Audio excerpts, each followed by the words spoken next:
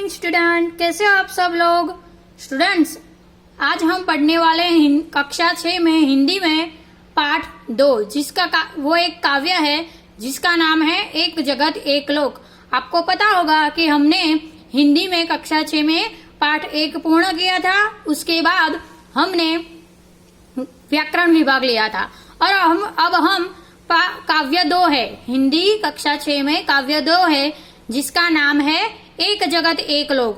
वो आज मैं उसके बारे में मैं आज आपको पढ़ाने जा रही हूँ। तो विद्यार्थी मित्रों, ये काव्य का नाम है एक जगत एक लोक। इस काव्य के बारे में मैं आपको कुछ पहले समझा रही हूँ। इस काव्य में हमें यह बताया गया है कि ये एक ही जगत है और एक ही लोक है। यह संसार सबका है और सब एक समान है। यह प्रकृति तत्व हमें सब के लिए एक ही है। ये जो प्रकृति तत्व है हमारे आसपास, ये हम सबके लिए एक ही है। तो मैं अब आपको एक जगत एक लोक का जो चित्र है वो बताने जा रही हूँ। विद्यार्थियों, आप देख रहे हो ये है कक्षा 6 हिंदी में एक जगत एक लोक, उसका चित्र। तो मैं अभी आपको उसके बारे में समझा रही हूँ। ये जो काव्य है उसकी हम 4-4 लीटी पढ़ेंगे और उसकी मैं समझूती आपको समझाने वाली हूँ, जिससे आपको ध्यान से याद रहे। तो चलो अब हम पढ़ते हैं। एक जगत एक लोक, सबका है एक मान। एक चंद्र एक सूर्य, एक भूमि आसमान। एक जगत एक लोक, सबका है एक मान। एक चंद्र एक सूर्य, एक भूमि आसमान। एक तेज एक हवा, एक ही पानी। जीवन है सुख दुख की एक ही कहानी। मतलब यहाँ हमें समझाया गया है, मैंने आपको बोला कि ये जगत हम सबका है और ये प्रकृति तत्व जो है हमारे आसपास, वो सब एक ही समान है और हम सबके लिए है। ये जगत भी एक है और यहाँ पे रहते सब लोग भी एक समान है और उनका सबका मान भी एक जैसा ही है। यहाँ पर हमें ईश्वर से प्रार्थना की है कि हे, एक ही चंद्र है, एक ही सूर्य है, एक ही भूमि है और एक ही आसमान है। एक सूर्य, एक चंद्र, एक भूमि और एक आसमान, और ये सब समान है और सब जगत में जितने भी लोग रहते हैं वो सबके समान है। एक तेज, तेज मतलब प्रकाश जो मिलता है वो। एक हवा, हवा जो मिलती है वो सबके लिए समान है। एक ही पानी, हमें पानी जहाँ भी देखते हैं अलग अलग नहीं होता है, सब जगह एक ही जैसा पानी होता है। तो पानी जो है वो सबके लिए एक समान ही है। जीवन है सुख दुख की एक कहानी।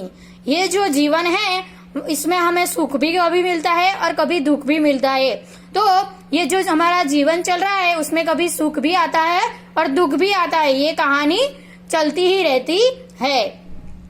एक देह, देह यानी ये शरीर, जो हमारा शरीर है उसको हम देह कहते हैं। तो यानी ये देह भी एक है, सबके हाथ पैर शरीर सब एक जैसे ही है, खाली वो चेहरा जो हमारा है उसमें फर्क है। तो जो एक देह है सबके समान ही है। एक रक्त, रक्त यानी लोही, लहू जो हमारे शरीर में होता है सबका एक कलर ही होता है, सबका लाल कलर ही है ना रक्त का।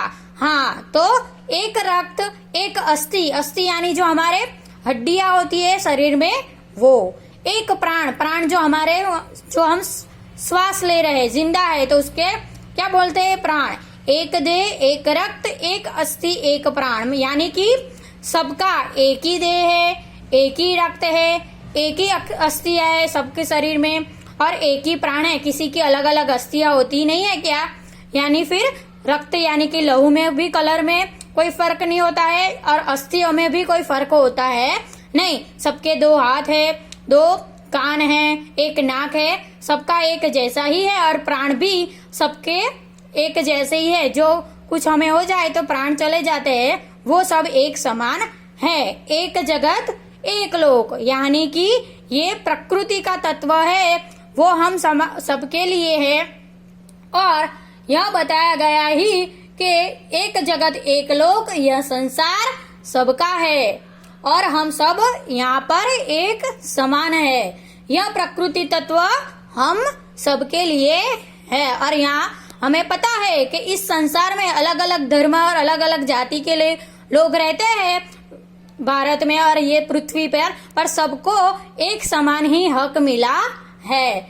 यह हम सबको एक समान एक साथ मिलकर रहने के लिए राष्ट्रवाद की भावना ये कविता में सिखाई गई है। ये जो हमारी काव्य है उसमें क्या सिखाया गया है, एक जगत एक लोग सबका एक मान, मतलब कि यह प्रकृति हम सबके लिए है, तो हम सबको एक समान रहकर यहाँ पर चलना है, बिना भेदभाव के सभी के साथ हमें यहाँ पर प्रेम से रहने की ये कविता में सीख मिलती है। और ये जो काव्य है उस काव्य में कौन सा भाव प्रकट होता है, तो राष्ट्रवाद का भाव, जिससे हमें यह सीख मिलती है कि ये जगत हम सबके लिए है, तो हमें यहाँ एक समान सबके साथ प्रेम भाव से रहना है। तो इस काव्य का भाव राष्ट्रवाद है और उससे हमें विश्व बंधुत्व की भावना विकसित करता है, यानी कि सबको एक समान मिलकर एक साथ चलना है,